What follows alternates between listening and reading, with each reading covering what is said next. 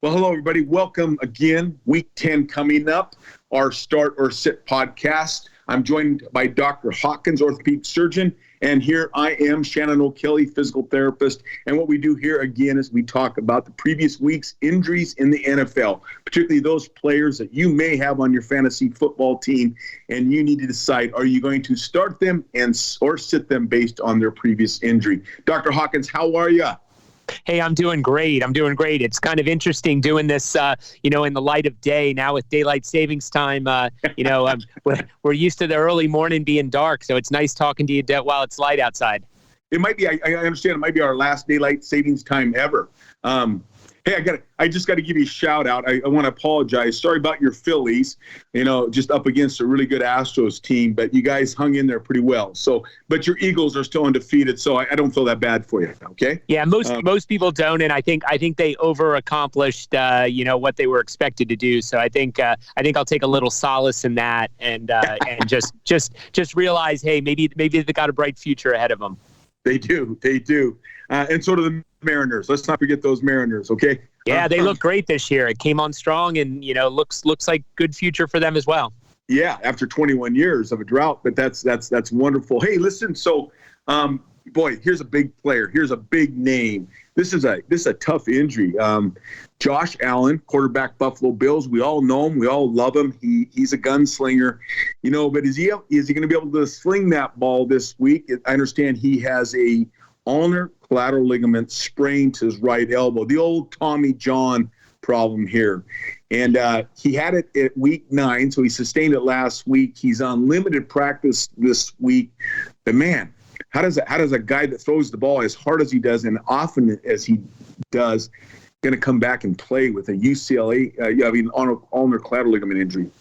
Yeah, so I think the key thing for everybody to understand is he kind of had this as a contact injury. So that's a good thing in the relative big scheme of things. When we talk about those Tommy John injuries and those baseball players who are getting them from repetitive activity, that sort of situation where that ligament, that rope that's stabilizing the inside part of the elbow is sort of like worn down little by little. So it starts to thin, it starts to weaken from repetitive activity. So when they pop their ligament, that's something where it's bad tissue, it's atrophic, and that's why they need reconstructions done. If there's, again, a silver lining to his injury, he was more of like, hey, a big guy tackled him, dragged him to the ground, and put pressure on his elbow. So obviously that could cause a rupture, but it sounds like with the imaging, they're calling it a partial tear. So usually what that means is that the ligament kind of peeled away from the bone partially, but didn't lose continuity from point A to point B. So that's a huge positive. Somebody pointed out that after he had that injury, he tried to get him back in the game and threw like a 70-yard pass in the air that was incomplete. And so that tells you that, okay, he still had that stability there. It probably hurt like heck, but he had stability there to throw that ball. Yeah, that's amazing. I mean, like the guy can heave the ball. That ulnar collateral ligament, I mean, for our listeners out there, kind of equate this ligament to almost like your medial collateral ligament in your knee that we've talked about in the past. This ulnar collateral ligament is in your elbow, and it stabilizes and keeps that joint together. And what you described is, again, a little bit of an irritation, but not a rupture where it has to be repaired. So they're probably going to kind of take him through limited practice. You think he's going to play, though, huh? Yeah, I think he's got a good chance. I think he's kind of like the new Ben Roethlisberger, where he will go out there with aches and pains and do his best. So if they feel that ligament looks, strong, even if it's got inflammation, if it looks like a stout ligament on his imaging studies and on his exam, I think they're going to let him play if he feels up to it. I think they'll let him make the call. Unfortunately, you got a couple days of practice ahead of you. I think if you've got him on your team, you see if he increases his reps in practice, and if he's increasing as opposed to decreasing his reps in practice, then I would play him this week. Yeah, and he's just not a passer. I mean, again, he's just not a passer. They can maybe limit his throwing because he's pretty mobile. He runs pretty well too. So, that might be an option. He is a play for Week 10. That's Josh Allen, QB, Buffalo Bills, is a potential play for Week 10. Let's hope he gets better. I enjoy watching this guy play football. Here's another big name. This guy seems like he has been hurt almost the entire season, and they need him. Keenan Allen, wide receiver, LA Chargers. This guy had a hamstring injury in Week 1, and then it looks like he might have re-aggravated that in last week or sometime. What's going on with Keenan Allen? What's your update there? Yeah, he's stuck in that whirlpool that's hard to get out of, where he had that mid-muscle injury. He's getting a little bit older, so his ability of his body to recover and knit that up and have good flexibility and good strength is difficult to achieve. So unfortunately, he's going to be out this week. I'm 99% sure of that, because he did not even practice today. So they're not even putting him into practice. So that's a really bad sign for him. And you're right. They definitely need him. They're short in their wide receiver position. And I think, he's been such a consistent performer. He's a big guy. He goes out there and has a good radius of catch. So he's very helpful for Herbert to throw the ball to. But I really think he's going to be a sit this week. And unfortunately, I think this might be one of those things that the whole rest of his year is going to be hit or miss. Yeah, we talked about this, and we've talked about it often, is these injuries, when you talk about like a hamstring strain, a groin strain, a quadricep muscle strain, anytime you talk about a muscle strain, this is a typical situation for a lot of players, is they get the injury early in the season, i.e. Keenan Allen, Week 1, and he's still struggling at Week 10. These are high-performing athletes, and they go out and they attempt to get back on the field, and they tweak it, and they get a setback. So he is out again for Week 10. So he is a sit, folks. Let's talk about another big name wide receiver, Jamar Chase, wide receiver, Cincinnati Bengals. The Bengals are coming on. I think they're coming on. I think they're getting it together. Their offensive line seems to be improving. But Jamar Chase, my God, he had a monstrous week in Week 7. And then what's going on right now with him? Well, he had a hip injury, and they were a little unclear as far as what they were pointing at, but you can look at his timeline and understand it a little better. So usually these hip injuries either represent a labral tear in the hip, which, in our beloved sport of hockey, we know like goalies, get these labral tears because their hip gets forced into an abnormal position. Now, the good news is they decided not to put him on IR, so that tells us that he probably did not have an injury inside the hip joint, that it represents probably one of the short muscles that crosses the hip joint. Most commonly, that's going to be, when they call it a hip injury, that'll be a hip flexor injury. Right. He is expected to be out a few weeks. He's the easiest one to make a call on this week because they actually have a bye, so don't play him this week. Sit him. I promise he won't be in the game.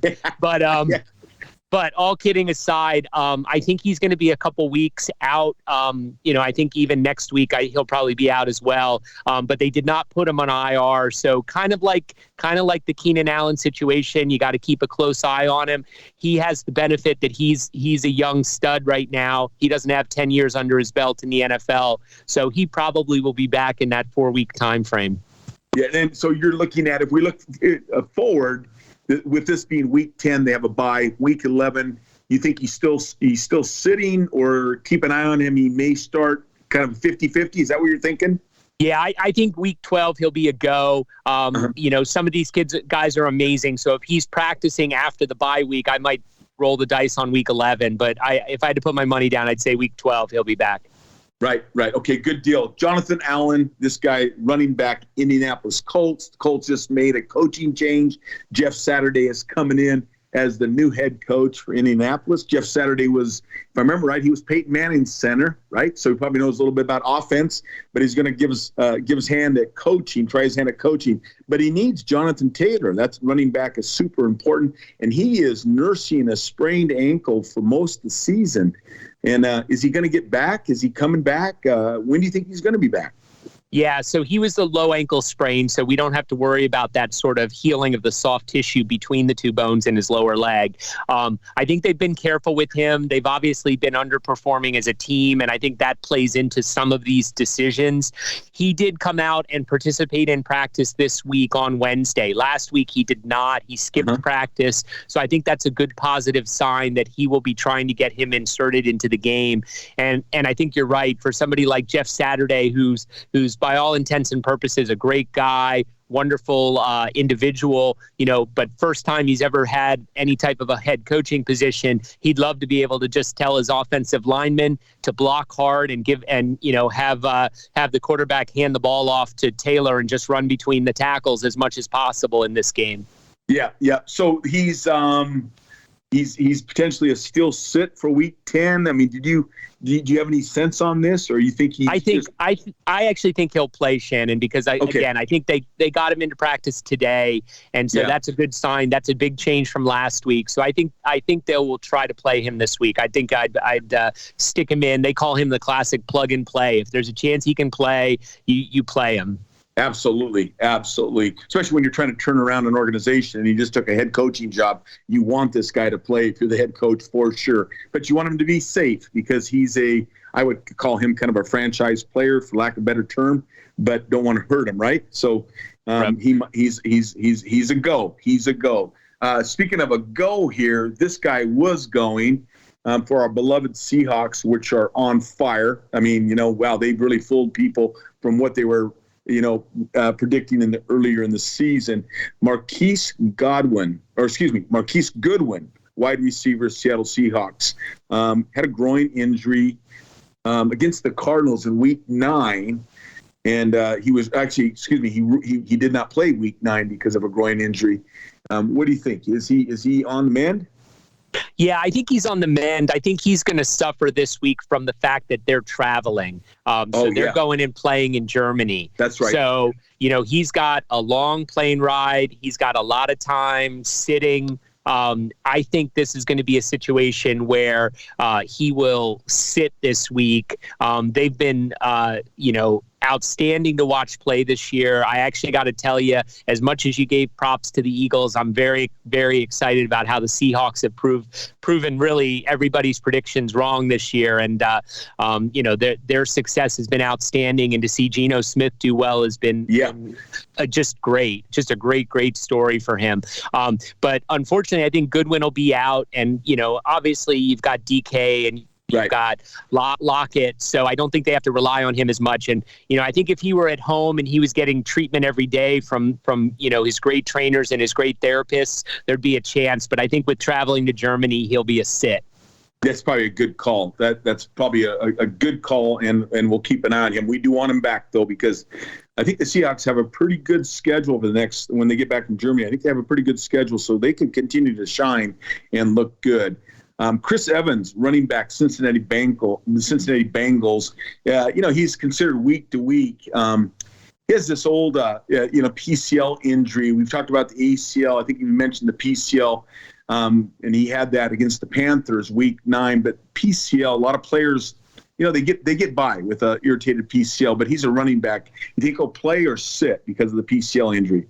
Yeah, I think those are the tough ones because there's different grades of those injuries. The PCL is a much thicker, stouter ligament than the ACL. And so you can have these injuries. These guys fall hard directly on the front of their knee. The classic trauma injury is what was called a dashboard injury, where you're in a car and, your knee hits up against the dashboard when you hit another car. So the same thing happens. These guys fall directly on the front of their knee, and that ligament gets sprained. And it's probably the number one, underdiagnosed injury for guys coming out of college that have had these injuries. So if he's got no swelling, if he's got good strength, I think they work him into playing. So he generally, you pay attention to how they do in practice. If he gets reps in practice, then typically he'll be a play this week, especially since it's not a rupture, it's just a sprain. Yeah, I'm thinking he's a play this week. But, that PCL injury and that PCL ligament, like you said, off the top of your head, I just had a thought here. how many people, athletes, football players, you said coming out of college, do you think are without a PCL? I mean, the PCL is a ligament that if you lose it or it doesn't have its integrity, you're still pretty functional versus the ACL where you have instability. So, I mean, have you ever seen any data how many athletes are missing a PCL or it's been torn or completely torn? Yeah, there was a couple things that came out of the NFL Combine, and the data, I don't know the last few years, but about 10 years ago, it was the most undiagnosed injury that was picked up during the physical exams, and quite honestly, it was pretty high. It was between 5 and 8%. Yeah. Of these guys that had PCL injuries. Now, that could be grade 1, grade 2. Probably They weren't grade 3 where they were sloppy loose everywhere, but, where they were clearly had asymmetry where the injured knee compared to the other knee showed that there'd been a stretch of that ligament. Because that ligament, as you know, being outside the knee joint, it's outside the lining of the synovium. It does heal. It just tends to heal with some laxity to it. And that's why, guys do pretty well with it, or, any athlete does pretty well with that injury. Yeah, if you've got a lax PCL, I mean, typically from a biomechanical standpoint, it doesn't really affect your stopping, starting, cutting, and your mobility as much as the anterior cruciate does, where you have, really significant functional loss if you don't have an ACL. So yeah, you lose that rotational stability. You're right. Exactly. Yeah, exactly. Well, there you go, everybody. Chris Evans will probably play based on what we know. We've covered several athletes. Good luck this weekend in your fantasy football. Week 10, boy, the season's going by fast. It's always a pleasure talking to you, Dr. Hawkins. You do such a great job. And again, your predictability, I mean, you're batting, I think you're like 950. So good job, okay? So great work. You're very forgiving. Thank you, Shannon. Yeah. Take care. Bye now.